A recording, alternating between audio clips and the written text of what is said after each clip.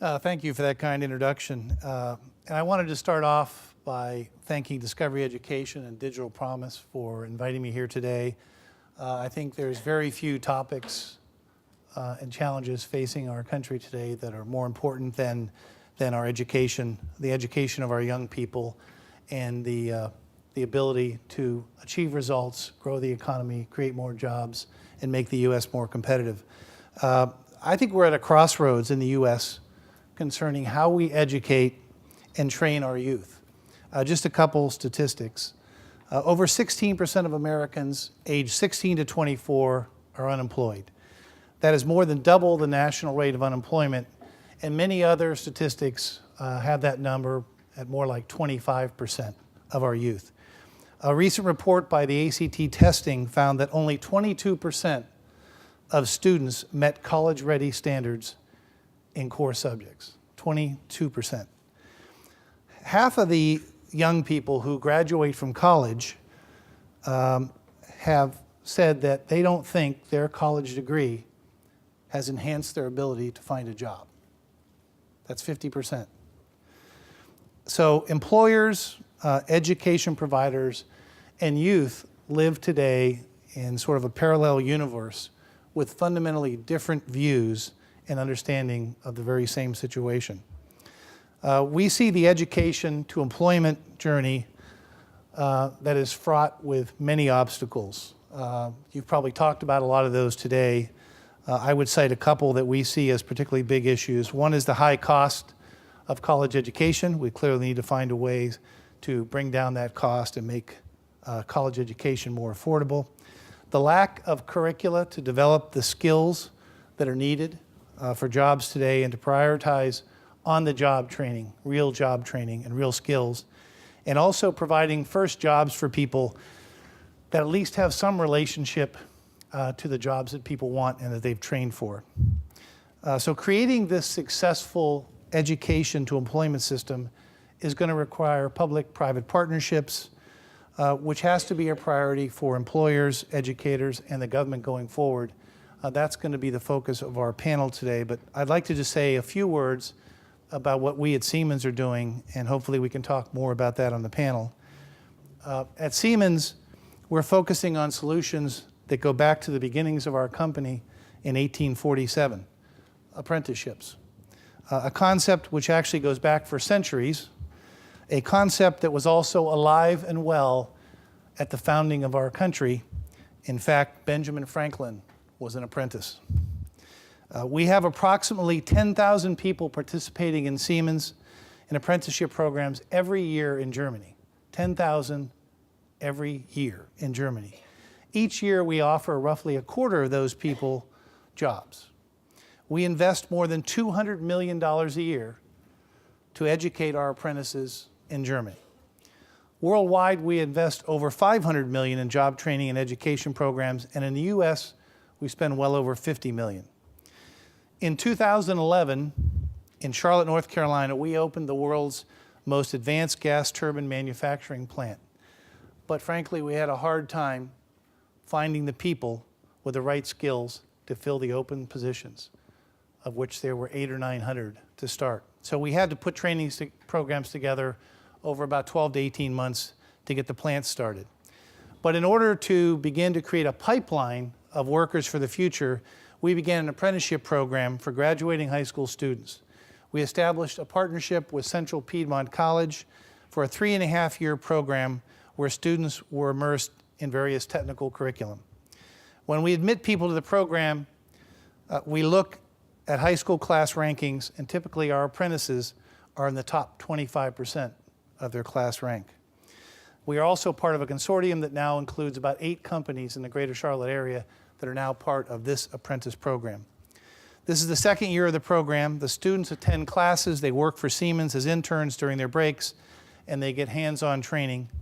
And Siemens invests, we estimate, about $165,000 for the education and training of each apprentice over the completion of the course over 3.5 years.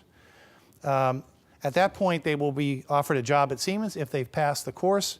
They will receive an associate's degree in mechatronics from CPCC, and they receive a journeyman certification from the North Carolina Department of Labor. For those of you that don't know, a mechatronics technology degree combines expertise in engineering specialties of mechanical, computer, electronic, software control, and system design engineering. And that degree is especially valuable in today's workforce, not just for a company like Siemens, but across most of the digital manufacturing and industrial workforce. The starting salary for the jobs upon completion of that program is $55,000 a year.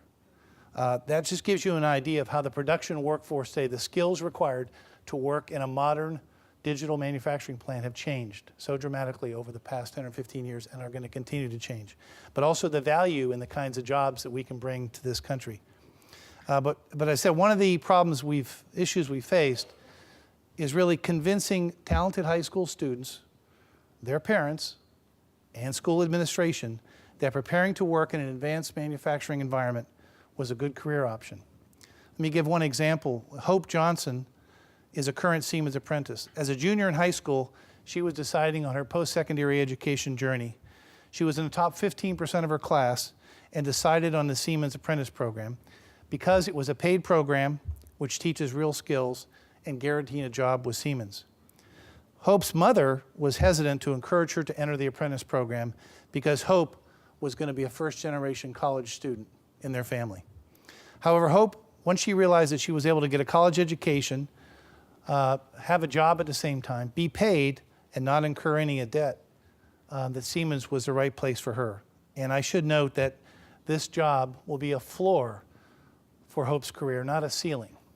Many people at Siemens who've gone through apprentice programs are now in very senior positions, CEOs of countries, of various businesses, CFOs, et cetera. So this is a floor, not a ceiling for the career.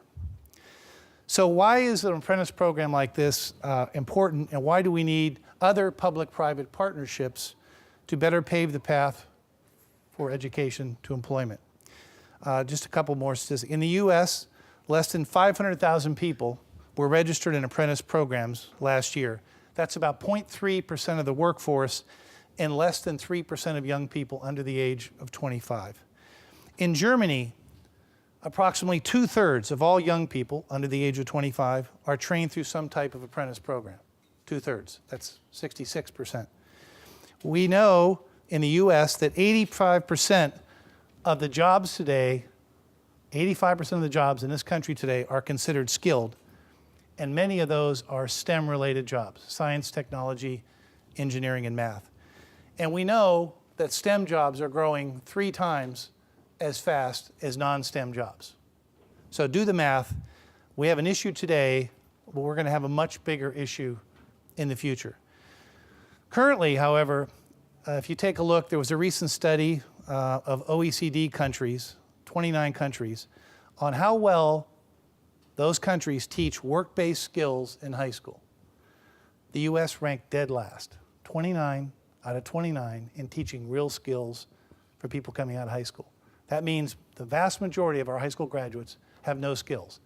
And I would argue, and I've argued up on the Hill, that a very high percentage of our college graduates have no skills in this country.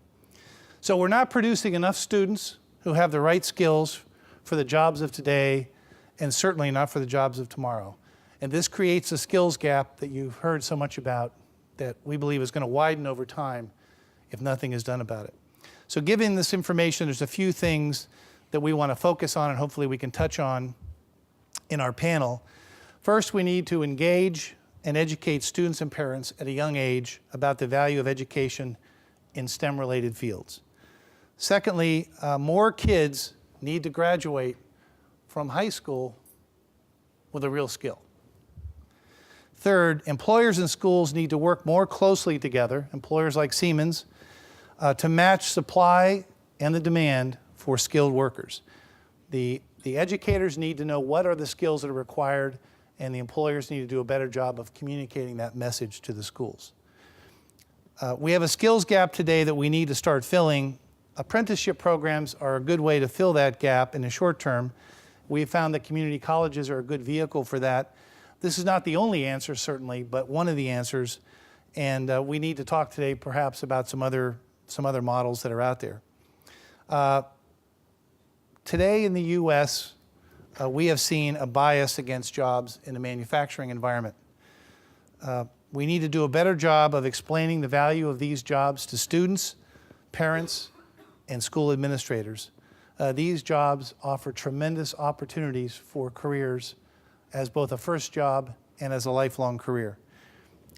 And apprentices in Germany and other countries get paid for their time while going through the apprentice programs. With the rising cost of education in the U.S., paid programs are more likely to attract the most talented students. So we would encourage people to think about these as paid type programs. So with that, I would like to thank you all for the opportunity to talk and now open it up for the panel discussion. Thank you very much.